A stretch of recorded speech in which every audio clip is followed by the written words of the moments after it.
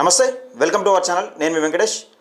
2 రోజుల క్రితం కరీంనగర్ సంబంధించి కరీంనగర్ రేకుర్తి చౌరస్తాకు ఆనుకొని ఒక రోడ్డు బాగలేదని రోడ్డు మీద బైఠాయించి ధర్నా చేసి ఒక సామాన్యుడిగా నిజంగా అడిగే హక్కు ఉన్నది. అంటే చలాన్లు తీస్తూ ఉన్నారు కదా మనకు పోలీస్ డిపార్ట్మెంట్, కానీ వీళ్ళు మనకు ఏది నంబర్ ప్లేట్ లేకపోతే డ్రింక్ అండ్ డ్రైవ్ చేసినా, హెల్మెట్ లేకపోయినా చాలా మటుకు చలాన్లు వేస్తూ ఉన్నారు ఒక సామాన్యునికి.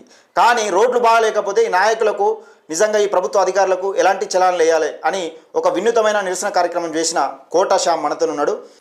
మాకు హెల్మెట్ లేకపోయినా లేదంటే సీట్ బెల్ట్ లేకపోయినా ఏది మేము రోడ్డు మీద ఏది ధరించకపోయినా మేము ఫైన్ కడుతూ వస్తున్నాము. అదేవిధంగా నేను కూడా అదే క్వశ్చన్ చేస్తున్నాను. మాకు అసలు రోడ్లే సరిగ్గా లేవు కదా, కలెక్టర్ గారిని మరియు కమిషనర్ గారిని, పోలీస్ కమిషనర్ గారిని అడుగుతున్నాను. నాకు మీరు ఎంత ఫైన్ కడతారు అని నేను ప్రశ్నిస్తున్నాను. నేను బండికి ట్యాక్స్ కడుతున్నాను, నాకు ట్యాక్స్ కడుతున్నాను, నేను జీవించడానికి ట్యాక్స్ కడుతున్నాను, రోడ్డు ట్యాక్స్ కడుతున్నాను, ప్రతి ఒక్కదానికి ట్యాక్స్ కడుతున్నాను. వాటికి పోను ఫైన్లు కూడా ప్రతి దానికి కట్టుకుంటూ వస్తున్నాను. ఏది ధరించకపోయినా, హెల్మెట్ ధరించకపోయినా, సీట్ బెల్ట్ ధరించకపోయినా, నో పార్కింగ్ లా బండి పెట్టినా, ఏది పెట్టినా కూడా నేను ట్యాక్స్ కట్టుకుంటూ వస్తున్నాను, ఫైన్ కట్టుకుంటూ వస్తున్నాను. కాబట్టి ఈ రోజు నేను మిమ్మల్ని ప్రశ్నిస్తున్నాను, నాకు మీరెంత ఫైన్ కడతారు? మనం ఒకసారి మాట్లాడే ప్రయత్నం చేద్దాం, వివరాలు తెలుసుకునే ప్రయత్నం చేద్దాం. నమస్తే బ్రదర్. నమస్తే అండి. నిజంగా ఇలాంటి కార్యక్రమాలు చేయాలని మీకు ఎట్లా వచ్చింది? అసలు మీ అంటే పొలిటికల్గా మీరు ఏం చేయాలనుకుంటున్నారు? యాక్చువల్లీ నేను కరీంనగర్లో గత కొన్ని సంవత్సరాలుగా ట్రావెల్ చేస్తున్నప్పుడు ఎక్కడ చూసిన రోడ్లు అధ్వానంగా మారిపోయినాయి ఆల్రెడీ. ఓకే. ఇక పొలిటికల్ లీడర్లు వీళ్ళు వస్తే మారుతుంది, వాళ్ళు వస్తే మారుతుంది అని చూసుకుంటూ వెయిట్ చేస్తూనే ఉన్నాము. గత కొన్ని సంవత్సరాలుగా నేను రోడ్ల గురించి ఫైట్ చేసుకుంటూ వస్తూనే ఉన్నాను. నాకు చాలా బాధ అనిపించింది యాక్చువల్లీ. ఎందుకంటే ఇప్పుడు రేకుర్తి చౌరస్తా నేను ఏదైతే మొన్న చేశాను ప్రోగ్రాము, అక్కడ ఒక 5-6 స్కూళ్ళు ఉన్నాయి. రేకుర్తి చౌరస్తా నుంచి ముందుకు వెళ్ళిపోతే చిన్న పిల్లలు పోతూ ఉన్నారు. అక్కడ వాళ్ళు కాకుండా వాళ్ళ పేరెంట్స్ తీసుకుపోయేటప్పుడు కింద పడడం కానీ, యాక్సిడెంట్లు అవ్వడం కానీ, కాళ్ళు ఇరగడం కానీ అలాంటి సందర్భాలు కూడా జరుగుతున్నాయి కోకులగా. కానీ అధికారులు ఎవరు కూడా పట్టించుకోవట్లేదు. దాన్ని చూసి ఎవరో వస్తారు ఏదో చేస్తారని చూడకుండా వెయిట్ చేయకుండా మనమే సమస్య ఉంటే పక్క నుంచి వెళ్ళిపోతున్నారు, కానీ ఇది సమస్య ఎందుకున్నారని అడిగే పరిస్థితి అది లేదు. అదే ఎవరో వస్తారు ఏదో చేస్తారని చూడకుండా మనమెందుకు చేయొద్దు అనే ఒక ఆలోచన మీద ప్రతిసారి నేను ఈ రోడ్స్ పై సమస్యలపైన పోరాడుతూ వస్తున్నాను. అందులో భాగంగా నిన్న నేను వినూత్నంగా చేశాను. ఏంటంటే మనం అన్నిటి కడుతున్నాం. ఇప్పుడు నేను జిఎస్టీ కడుతున్నాను, ప్లస్ నేను బ్రతకడానికి కల ట్యాక్స్లు అన్ని ప్రతి ఒక్కటి ఇంటి ట్యాక్స్ కడుతున్నాను, రోడ్డుకు రోడ్ ట్యాక్స్ కడుతున్నాను, బండి కొంటే బండి ట్యాక్స్ కడుతున్నాను. ఇలా చెప్పుకుంటూ పోతే ప్రతిదీ కూడా ట్యాక్స్ కడుతూనే బతుకుతున్నాను. నాకు వచ్చే పైసల్లో, నాకు వచ్చే జీతంలో, లేకుండా నేను బిజినెస్ చేసుకుంటూ వచ్చే దాంట్లో దాదాపు 50% ట్యాక్స్లకే పోతుంది. అది పోను మళ్ళీ ఎక్స్ట్రాగా నేను బండి పట్టుకొని రోడ్డు పైన కాస్తే పొరపాటున హెల్మెట్ మర్చిపోయినా, లేకుంటే కార్ వేసుకున్న సీట్ బెల్ట్ మర్చిపోయినా, లేకుంటే ఇంకేమైనా అనుకోకుండా ఒక దగ్గర పార్క్ చేసినా, రాంగ్ రూట్ అనో ఇది ఏ రకంగానైనా ఫైన్లు వేస్తున్నారు. ఫైన్లు వేస్తే అవి కూడా కట్టుకుంటూ వస్తున్నాం. పోనీ అవి కూడా కట్టాలి గవర్నమెంట్కి, మన పోనీ అనే ఉద్దేశంతోనే అది కూడా కట్టుకుంటూ వస్తున్నాం. కానీ అట్లీస్ట్ మనకేం వాళ్ళు ఏమి ఇస్తున్నారు గవర్నమెంట్ అనేది? అట్లీస్ట్ మన ప్రభుత్వానికి మనం ఎన్నో ఇస్తున్నాం, కానీ మనకు వాళ్ళు వ్యవస్థల పనితీరు బాగాలేకపోతే మనం వాళ్ళకు కూడా ఫైన్లు వేయాలి. కానీ ఒక ఖచ్చితంగా, ఎందుకంటే గివింగ్ అండ్ టేకింగ్ పాలసీ కదా, మనం ఇస్తున్నాం వాళ్ళకు, మనం ఫైన్ల రూపంలో ఇస్తున్నాం, ట్యాక్స్ రూపంలో ఇస్తున్నాం. ఎందుకు ఇస్తున్నాం మనం? వాళ్ళు మనకు అట్లీస్ట్ ఈ హాస్పిటల్ ఫెసిలిటీ, స్కూల్ ఫెసిలిటీస్, రోడ్ల ఫెసిలిటీస్ కల్పించాలనే ఉద్దేశంతో మనం వాళ్ళకి పే చేస్తున్నాం గవర్నమెంట్కి. అట్లాంటిది వాళ్ళు రోడ్లే సరిగ్గా లేవు, ఎందుకు ఫైన్ చేస్తున్నారు వాళ్ళు అనే ఉద్దేశంతో నేను వినూత్నంగా కలెక్టర్ గారిని, అండ్ మున్సిపల్ కమిషనర్ గారిని, పోలీస్ కమిషనర్ని డిమాండ్ చేస్తున్నాను. నాకు కూడా మీరు ఫైన్ కట్టాలి. ఎందుకంటే నేను కడుతున్నాను, నేను బాజాప్తు ఫైన్ కడుతున్నాను కాబట్టి తప్పు చేసి నేను కడుతున్నాను, తప్పు చేస్తున్నా మీరు కూడా కట్టాలి అనే ఉద్దేశంతో నేను ఫ్లకర్తో నిరసన చేయడం జరిగింది. అసలు కోటా శ్యామ్ యొక్క పరిచయం అంటే రాజకీయ పొలిటికల్గా అసలు కెరియర్ ఏంటి? అసలు నేను కోటా శ్యామ్ కుమార్ కరీంనగర్ భారతీయుడని అందరికి సుపరిచితును. ఎందుకంటే ఇలాంటివి సంఘటనలు చాలా వరకు నేను చేస్తూ వస్తున్నాను. ఎక్కడ సమస్య ఉన్నా కూడా పోరాడుకుంటూ వస్తున్నాను గత కొన్ని సంవత్సరాలుగా. 2018లో నేను ఎమ్మెల్యేగా పోటీ చేశాను. కోటా శ్యామ్ను భారతీయుడిగా పిలుస్తారా? ఎగ్జాక్ట్. కరీంనగర్ పేరు అదే, ఈ పోరాటం వల్లనే భారతీయుడిగా పిలుస్తుంటారు ప్రతి ఒక్కరు. ఎగ్జాక్ట్లీ. ఒకప్పుడు సినిమా చూసాం కదా, భారతీయుడు కమల్ హాసన్ ఎట్లయితే నిజాయితీని బతికించాలని పోరాడతాడో, నిక్కసగా అడుగుతాడో, అదేవిధంగా కరీంనగర్లో జరుగుతున్న దాదాపు చాలా సమస్యల గురించి నేను పోరాడుతున్నా. కాబట్టి అందరూ కరీంనగర్ భారతీయుడు ఇక మా మాట ఆయన 1 వే లెక్కనే ఉంటుంది, గన్ షాట్ ఉంటుంది అనే ఉద్దేశంతో కరీంనగర్ భారతీయుడని నామకరణం చేసి అదే అందరూ కూడా కరీంనగర్ భారతీయుడని సుపరిచితుని. అందులో భాగంగానే మార్పు కోసం నిరంతరం ప్రయత్నం చేస్తూ వస్తున్నాను. ఏం పని చేస్తారు మీరు? నేను ఇంటీరియర్ డిజైనర్ని. బిజినెస్ మొత్తం కూడా ఇంటీరియర్ బిజినెస్ నాది. 2014 నుంచి కూడా నేను బిజినెస్ ఫీల్డ్లో ఉన్నాను. ఇప్పటికీ నేను అదే బిజినెస్ చేస్తూ వస్తున్నాను. అంటే దాదాపుగా ఎన్ని సంవత్సరాల నుండి రాజకీయంలోకి రావాలి అని మీకు అనిపించింది? 2014 నుంచి నేను ఈ బిజినెస్ చేస్తూ వస్తూ ఇదే ఈ సమస్యలు చూస్తున్నాను. హాస్పిటల్కి వెళ్తే హాస్పిటల్ సమస్యలు, స్కూళ్ళకి వెళ్తే గవర్నమెంట్ స్కూళ్ళ సమస్యలు, ఎక్కడ స్కూల్లో చైర్స్ ఉండే, అసలు కూర్చోవడానికి సరైన ఫెసిలిటీస్ ఉండే, తినడానికి తిండి ఉండే, తాగడానికి వాటర్ ఉండే స్కూల్స్లలో. అదేవిధంగా హాస్పిటల్కి వెళ్తే పట్టించుకోవడం నాదురే ఉన్నాడు. ఒక చిన్న రోగం మీద జనం వచ్చిన చూపించుకుందాం పోదామంటే కరెక్ట్ ఫెసిలిటీసే లేవు. ఎక్స్రే తీయాలన్నా బయటకే రావాలి, స్కానింగ్ తీయాలన్నా బయటకే రావాలి. అన్ని ఇన్ని ట్యాక్సులు పే చేస్తున్నాం మనం. ఇన్ని ట్యాక్సులు పే చేసినప్పటికీ కూడా మనం బయటకు మళ్ళీ ప్రైవేట్లో చూపించుకున్నాక మన గవర్నమెంట్ పే చేసి మన నుంచి డబ్బులు పోతున్నాయి కానీ ప్రభుత్వం నుంచి వచ్చే డబ్బులు ప్రజలకు వస్తలేవు, రావట్లేదు. ప్రజల సమస్యలకు ప్రజలకు ఏదైతే లబ్ధి పొందాలో అవి మాత్రం ప్రజలకు చేరడం లేదు. కాబట్టి ఇవన్నీ చూసుకుంటూ రోడ్డు సమస్యలు అయితే రెగ్యులర్గా పోతూ ఉంటే ప్రతి ఒక్కరు కూడా మనకంటే ఓకే సంవాటు ఏజ్ ఇంకా ఉంది కాబట్టి ఏం కాదు, పెద్దవాళ్ళు మన తండ్రి లాంటి పొజిషన్లో ఉన్న వాళ్ళు చాలా మంది బండ్ల మీద పోతుంటే వాళ్ళకి ఇక్కడ వెనక వెన్నుపూసలో డిస్క్ అది వేస్తున్న కొద్దీ బండి ఖరాబ్ అయితే ఏం కాదు. చాలా పెద్ద పెద్ద గుంతలు ఉన్నాయి అక్కడ. అసలు వాస్తవానికి బండి మెల్లగా పోదామన్నా పోయే పరిస్థితులు. ఎంటైర్ కరీంనగర్లో 66 మా డివిజన్స్లలో దాదాపు ఎక్కడ చూసినా గుంతల రోడ్లే. నేను అడుగుతున్నాను, గత కొన్ని సంవత్సరాలుగా స్మార్ట్ సిటీ అంటే తెలంగాణ రాకముందు ఉంది ఈ సమస్యలు కరీంనగర్లో, తెలంగాణ వచ్చిన తర్వాత? తెలంగాణ రాకముందు అదే ఉంది, తెలంగాణ వచ్చిన తర్వాత అదే ఉంది. తెలంగాణ వచ్చి 10 సంవత్సరాలు అయిపోయిన తర్వాత ఎంతో మంది, ఇప్పుడు మా కమలాకర్ గారు ఉన్నారు, బండి సంజయ్ గారు అక్కడనే ఉన్నారు, ఇప్పుడు మినిస్టర్ పొన్నం ప్రభాకర్ గారు ఉన్నారు.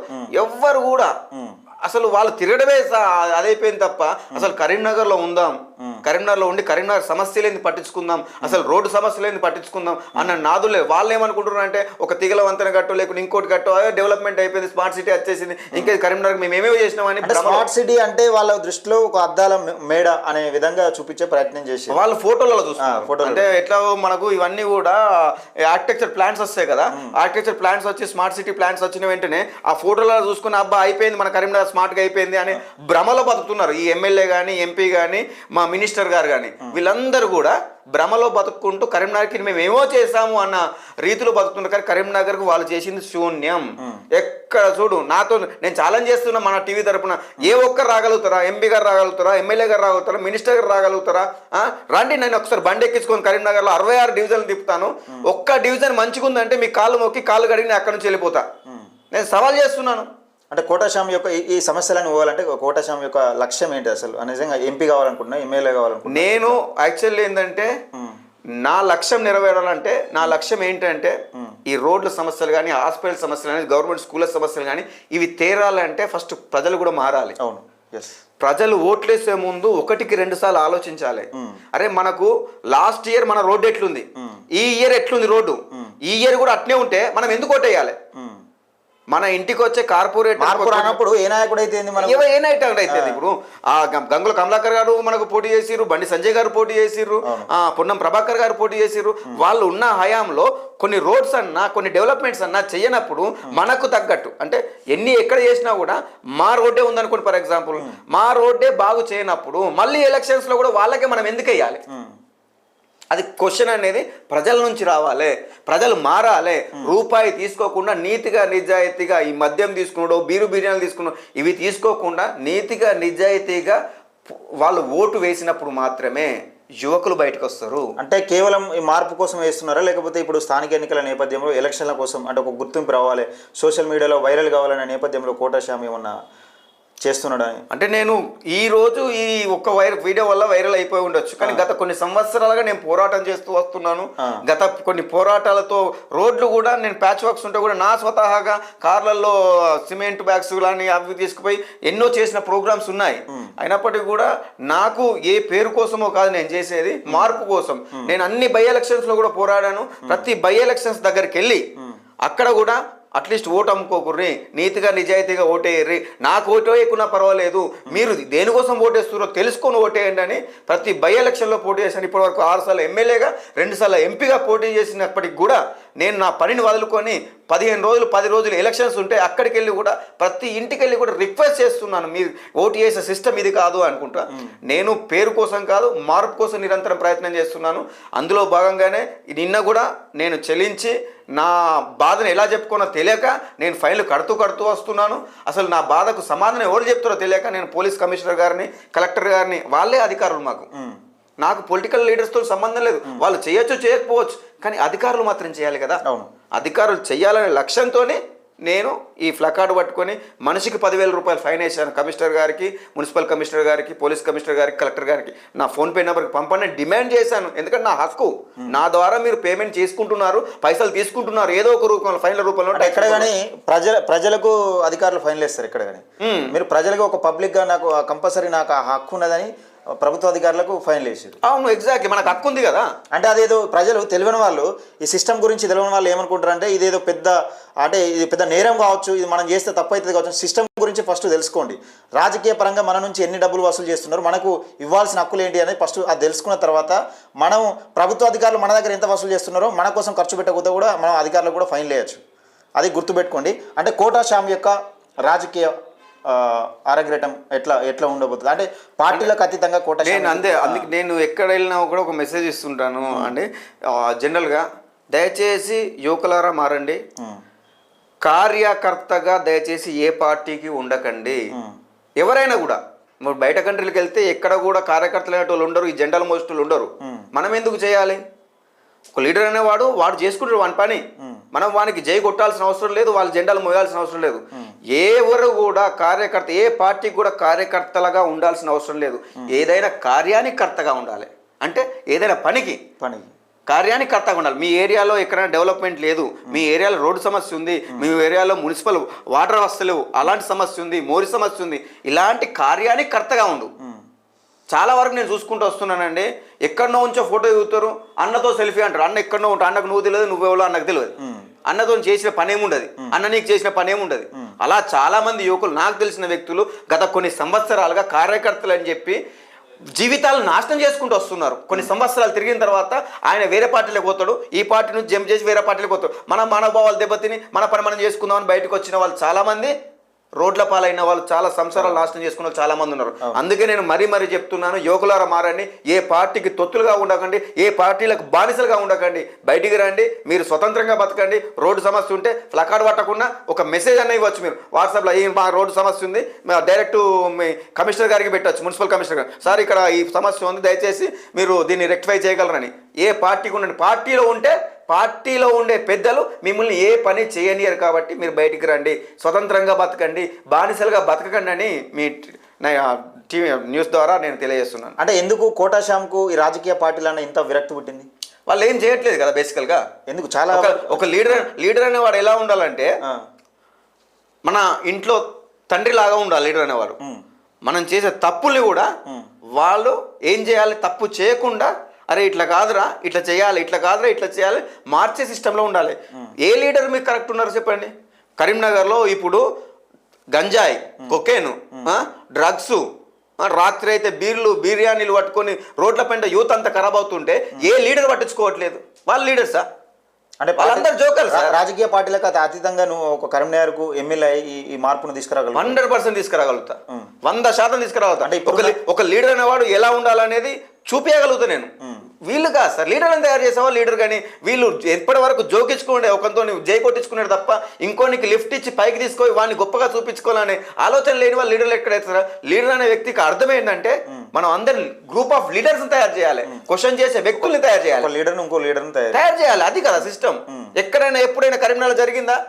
ఎవరికి వారు పైకి వచ్చిన తర్వాత కింద వాళ్ళని తొక్కడమే తప్ప ఇంకొకరికి లిఫ్ట్ ఇచ్చి పైకి పంపించారా?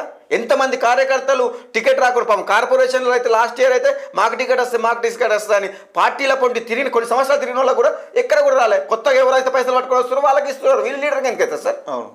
పైసాతోని రాజకీయం చేసిన లీడర్ ఎందుకైతే సార్? కరీంనగర్లో సివిల్ హాస్పిటల్కి వెళ్ళండి, చాలా వరకు ఎంతమంది బాధపడుతున్నారు ఓట్లు వేసిన వాళ్ళు.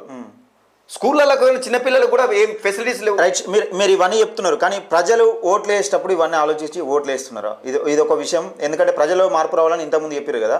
మీరు ఓట్లు వేసే ముందు ప్రజలకు చెప్పాల్సిన ముఖ్య అంశాలు. నేను పర్టికులర్గా పబ్లిక్ని కూడా అనాలనే ఉంది, ఎందుకంటే పబ్లిక్ కూడా మారాలి సార్. ఎన్ని రోజులని ఒకటే ఎజెండాను అంటే మనం గల్లీ సర్పంచ్ స్థాయి నుండి ప్రధానమంత్రి దాకా మన ఓటుతో ఎగ్జాక్ట్లీ సార్. నేను ఒక చిన్న లాజిక్ చెప్తా. నేను నెక్కరేసుకున్న కాడ నుంచి ఇప్పటి వరకు 20 సంవత్సరాలుగా మాకు ఒక్కరే ఎమ్మెల్యే, గంగుల కమలాకర్ గారు. మీరు ఎప్పుడు సార్ మార్చేది? కొత్త మనకి రాజకీయ లక్షణాలు ఎప్పుడు వస్తాయి? కొత్త యూత్ ఎంతమంది బయటకు వచ్చి ఉంటారు? ఏదో చేయాలని తప్పని ఎంతమంది? 20 సంవత్సరాల కాలంలో రాజకీయ నాయకులు రాలేదు. అవునవును, 20 సంవత్సరాల కాలంలో ఒక్కరే ఎమ్మెల్యే అయితే కొత్తగా నాలాంటి వ్యక్తులుగా నాకన్నా మంచి చేయాలని ఆలోచన వాళ్ళు ఎంతమంది కూడా వీళ్ళకి వేస్తున్నారు ఓట్లు అని చెప్పి బయటకు వెళ్ళిపోయి ఉంటారు. మంచి సొసైటీని తయారు చేయాలన్న ఆలోచన గలవాడు కూడా మరుగున పడిపోతున్నారు సార్. అందుకే అవకాశాలు ఇవ్వాలి, కొత్త వారికి అవకాశం ఇవ్వండి. ఒక 5 సంవత్సరాలు ఆయనకు అవకాశం ఇవ్వండి, సరిపోతుంది. ఇంకా నెక్స్ట్ తరం నెక్స్ట్ వాళ్ళకి ఇవ్వండి. కొత్త వాళ్ళు వస్తే ఇంకేమైనా డెవలప్మెంట్ చేస్తారు, కొత్త ఆలోచనలు ఉంటాయి. ఒకరికి వచ్చే ఆలోచనలు ఇంకోరికి ఉండవు, ఇంకొకరికి వచ్చే ఆలోచన ఇంకోరికి ఉండవు. కాబట్టి కొత్త వాళ్ళని ఎన్నుకోండి. ఈ మద్యపానానికి లేకుంటే బిర్యానీలకు పైసలకు దయచేసి ఓట్లు అమ్ముకోకండి. నీతిగా నిజాయితీగా నువ్వు ఓటేసిన నాడే నువ్వు అడిగే హక్కు ఉంటుంది. కాలర్ పట్టుకొని ఏమాయరా నా పని చేస్తాను ఎందుకు చేస్తలేవురా అని అడిగే హక్కు ఉంటుంది. ఎందుకంటే నువ్వు డిమాండ్ అయిపోతావు, నువ్వు గ్రేట్గా ఉంటావు.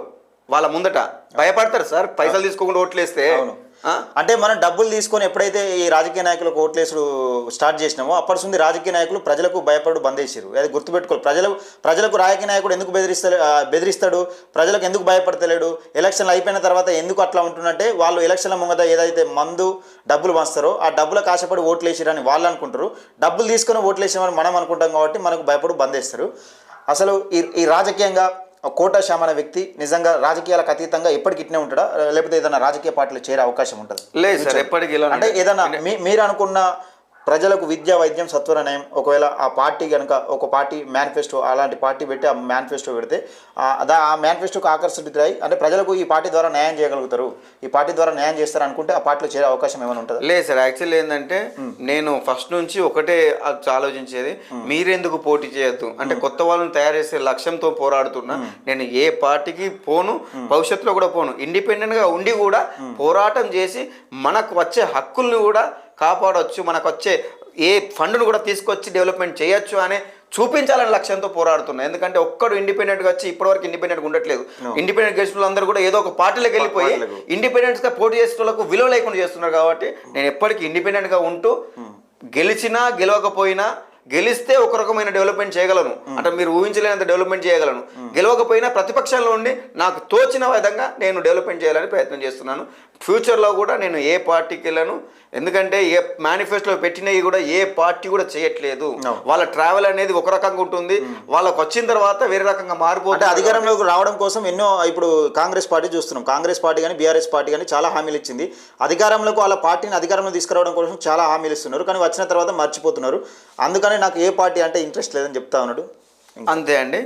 జనరల్గా ఇంకొకటి ప్రజలారా మంచిగా గమనించండి, మనకు స్వతంత్రం వచ్చింది అని భ్రమలో ఉన్నాము. దయచేసి మనకు స్వతంత్రం రాలేదు. నేను స్వతంత్రంగా పోరాడుతున్నా, నేను స్వతంత్రంగా బతుకుతున్నాను. ఎందుకంటే నాకు నచ్చినట్టుగా పోరాడుతున్నా కాబట్టి ఎంతో కొంత నాకు స్వతంత్రం వచ్చిందని అనుకుంటున్నాను. ఎందుకంటే నా వాక్ చాతుర్యం, నేను ప్రశ్నించే తత్వాన్ని పట్టుకొని తిరుగుతున్నా కాబట్టి వచ్చింది అనుకున్నాను. చాలామందికి ప్రశ్నించే తత్వం లేకపోయి బానిసలా ఇంకా బతికేస్తున్నారు. ఎందుకంటే ప్రతి ఒక్కరం కూడా రోడ్డు ఉంటే రోడ్డుని దాటేసుకుంటూ వెళ్ళిపోతున్నాం. ఏదైనా సమస్య ఉంటే పక్కకెళ్ళి వెళ్ళిపోతున్నాం. మనం ఎందుకు దాటాలి? మనం పే చేస్తలేమా? మనం అన్ని పే చేస్తున్నాం గవర్నమెంట్కి. ప్రతి ఒక్కరు అడిగిన నాడే అడగనిదే అమ్మైనా అన్నం పెట్టదు అనేది ఎట్టయితే నిజమో ఇది కూడా అంతే నిజం. 1కి 2 సార్లు మనం క్వశ్చన్ చేస్తేనే మనకున్న సమస్యలు తీరుతాయి. కాబట్టి ఖచ్చితంగా ప్రశ్నించే తత్వాన్ని పెట్టుకొని ఓట్లు అమ్ముకోకుండా నీతిగా నిజాయితీగా ఓటేసి నెక్స్ట్ తరం భావితరాలు మీ ఇంట్లోకి వెళ్ళి పంపండి. పిల్లల్ని బీటెక్ చేసేది, ఎంబీఏ చేసేది, లేకుంటే డాక్టర్ చేసేది కాదు, మీ ఏరియాకు ఒక యువకుని తయారు చేయండి. మీ ఇంటికాడ రాజకీయ నాయకుని తయారని మీ ఏరియా మొత్తం బాగుపడుతుంది. ఒక ఇంజనీర్ అయితే వాని కుటుంబం మాత్రమే బాగుపడుతుంది, ఒక డాక్టర్ అయితే వాళ్ళ కుటుంబం మాత్రమే బాగుపడుతుంది, ఒక యాక్టర్ అయితే వాని కుటుంబం మాత్రమే బాగుపడుతుంది. కానీ ఒక రాజకీయ నాయకుడు అయితే ఒక ఊరు బాగుపడుతుంది, ఒక ప్రజల భవిష్యత్తు బాగుపడుతుంది, ఒక ఊరు బాగుపడుతుంది, ఒక జనరేషన్ బాగుపడుతుంది. మంచి నాయకుడు బయటకు వస్తే అలా ఊరిలో చదువుకొని పిల్లల కాడ నుంచి ఎవరినైనా తీసుకెళ్ళి వాళ్ళకి ఎట్లయినా ఏ సిస్టంలో వాళ్ళని తయారు చేయాలని ఒక లక్ష్యంతో పోరాడే యువకుడు బయటకు వస్తే ఒక ఊరు బాగుపడుతుంది, తద్వారా దేశం బాగుపడుతుంది మనకు. కాబట్టి రాజకీయాలుగా మీరు రండి, మీ పిల్లల్ని పంపించండి, అదొక సిస్టాన్ని పెట్టుకోండి. పర్టికులర్ ఏది ఎప్పుడైనా ఇంజనీర్లే కావాలి, డాక్టర్లే కావాలి, లాయర్లే కావాలి, ఇలాంటి సిస్టమ్ పెట్టుకోకండి. మైండ్ సెట్ చేంజ్ చేసుకోండి. మన ఊరి కోసం మన పిల్లల్ని త్యాగం చేద్దాం. రైట్. ఇది నిజంగా ప్రతి తల్లిదండ్రులు ఏమనుకుంటారంటే మా కొడుకును ఇంజనీరింగ్ చేస్తా, డాక్టర్ని చేస్తా, మా కొడుకును పంతుల్ని చేస్తా అని మాట్లాడతారు. కానీ రాజకీయ నాయకుని చేస్తా అని ప్రతి ఒక్క అమ్మ నాన్న అనుకున్నప్పుడే, అంటే ఏదో ఒక ఇంట్లో నుంచి ప్రతి ఒక్క రాజకీయ నాయకుడు వస్తే గ్రామాల్లో నియోజకవర్గాలలో ఈ డెవలప్మెంట్ అవుతుంది అంటూ తనదైన స్థాయిలో ప్రశ్నిస్తేనే పనులు అవుతాయి అంటూ కరీంనగర్ జిల్లాలో రేకుర్తి చౌరస్తా దగ్గర సమస్య ఉన్న కాడ కూర్చొని వినూత్నమైన నిరసన చేసిన కోట శ్యామ్తో ఇంటర్వ్యూ.